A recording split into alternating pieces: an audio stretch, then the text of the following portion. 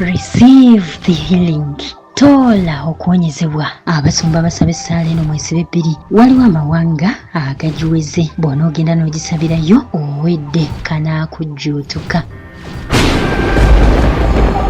There is nothing the power of God cannot change. There is nothing impossible before the power of God. The power of God can change black into blue. The power of God can erase every cancerous cells in your bloodstreams. Tuli ku CBS FM UG omukutu omutongole ogwa Kyabasa Fama Radio Buganda munafe nkwanirizaako nnyo era nkwebaza okutugoberera ku mitimbagano gyaffe gyonna emirala ngukulisaayo nnyo mu misinde gy'amazaalibwa ga Ssaabasajja Kabaka wa Buganda. Weebale nnyo munafe okujjumbira era n'okwetaba mu misinde egyo okuwulira omulanga gwa Kabaka ogw'okulwanyisa siriimu era nkukulisizaayo nnyo ddala yonna gye wasinzidde okwetaba mu misinde gino. Nze Emi April Nakawombe mu programu yaffe eno wawula okumanyako era nga batali kumala budde tusimbudde. Gavumenti y'eggwanga lya Buyindi wenjogerera bino ng'ekooye okuwulira ekigambo ekigamba nti receive the healing in the name of Jesus, oba nti toola okuwonyezebwa mu linnya erya Kristo Yesu, ekyogerwako ennyo naddala okuva eri abasumba b'abalokole. Yesu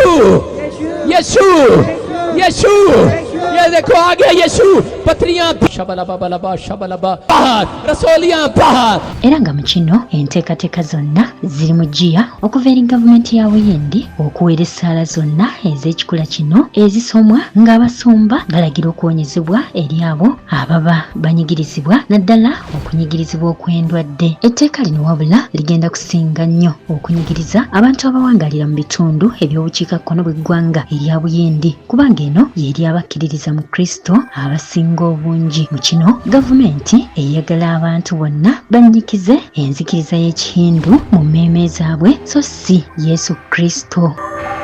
Ebbago ly'etteeka eriweera essaala eno ey'okuwonyezebwa mu kaseera kano liri mu paalamenti y'eggwanga lino erya Buyindi era nga singa linaafuuka etteeka teri kkanisa yonna yadde omusumba yenna agenda okukkirizibwa okuddamu okusaba essaala eno eri abantu. Mu bufunze essaala ey'engeri eno yakuweerebwa mu ggwanga wonna bijjidde mu kaseera ng'amakanisa agakkiririza mu Kristo agasoba mu 2 gaggalwawo dda gye buvuddeko mu ggwanga lino erya Buyindi emyaka egiyise okusinziira ku mikutu gy'amawulire egy'enjawulo okuli omukutu ogwa CBN n'emirala. Abakkiriza mu Kristo mu ggwanga lino erya Buyindi mu kaseera kano bali mu biseera eby'okunyigirizibwa saako okuyigganyizibwa. Kyokka newankubadde abakkiriza mu mawanga ag'enjawulo batandise okuyigganyizibwa, kino kyayogerwako omulokozi Kristo mu kitabo kya Matayo essuula eya 24 era nga bw'ogisoma waliwo ewagamba nti mwe bali bawaayo ne muttibwa mu nnaku ez'oluvannyuma okubalanga nze.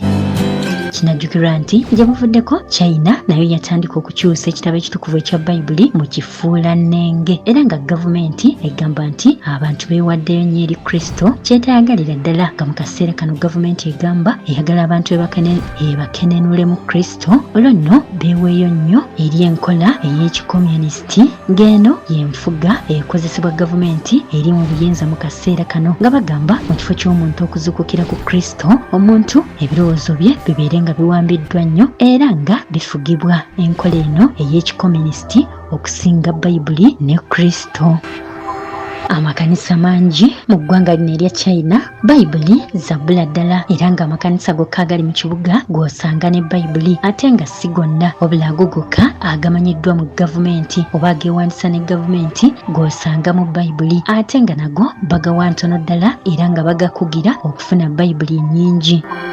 Mu kaseera kano eggwanga lino erya China lifumbekeddemu nnyo amakanisa agakkiririza mu maanyi agava wansi era nga ekkanisa zino ze zisinga obungi mu China. Kyokka newankubadde nga Buyindi egenda kuweera essaala ey'okuwonya abantu, essaala eno tesookedde mu mulembe guno kubanga ne Kristo Yesu yawonyanga abantu bangi era nga muno mwe mwali abazibe b'amaaso, abalema, abakonzibye, abalwadde b'ebikulukuto, abaabeerangako emizimu n'abantu abalala bangi era nga abagoberezi ba Kristo Kristo ekikolwa ekyokusaba essaala eno bakijja mu kyawandiikibwa ekiri mu kitabo ekitukuvu ekya Bayibuli mu kitabo ekya Makko oba Maliko mu Luzungu nga ye Mark essula ey'16 okuva ku lunyiriri lw'17 okutuuka ku lw'18 awagamba nti obubonero buno bunaagendanga n'abo abakkiriza banasangako abalwadde emikono nabo banaawonanga.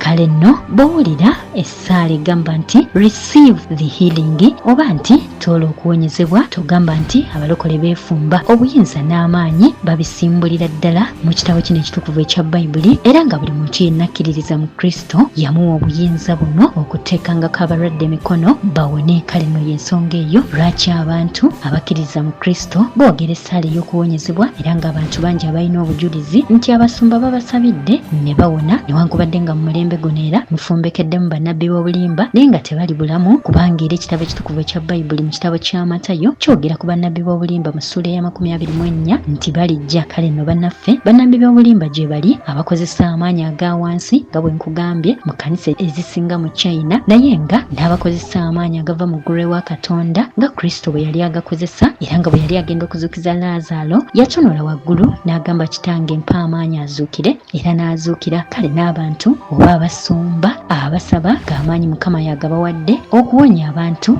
nabo gye bali, kubanga amaanyi Katonda yagabawa, era buli akkiririza mu Kristo yaweebwa amaanyi gano okusinziira ku kitabo kya Makko essula ya 16 okuva ku nnyiriri lw'17 okutuuka ku lw'18. Kale nno bannaffe abasumba abasaba essaala eno nga tonnagenda mu mawanga agamu, sooka otegeere oba okkirizibwa okusaba essaala eno okuggyako nga weeteeseteese okuweebwayo okuttibwa, kubanga kati amateeka mu mawanga ago gagenda kunywezebwa ddala nga bw'osaba essaala eno kivve, era ng'essaala eno egenda kuwerebwa. Kale nno nga bw'ogisaba ogisaba ku lulo ne Mukama. Bwe bityo bwe biri mu ggwanga lya Buyindi naye nga ne mu mawanga mangi abakkiririza mu Kristo okuyigganyizibwa kugenda kweyongera, era ng'ekyo ekiriwo mu kaseera kano kirabika kituuza, kubanga tuli mu nnaku ez'oluvannyuma, era ng'okuyigganya abagoberezi ba Kristo kwayogerwako nti kulyeyoleka nnyo mu biseera eby'oluvannyuma. Nkwebaza nnyo okwakumira ku CBS FM UG n'okutugoberera ku mitimbagano gyaffe gyonna emirala. Weebalire ddala tojjangooko. Nze Emmy April Nakawombe.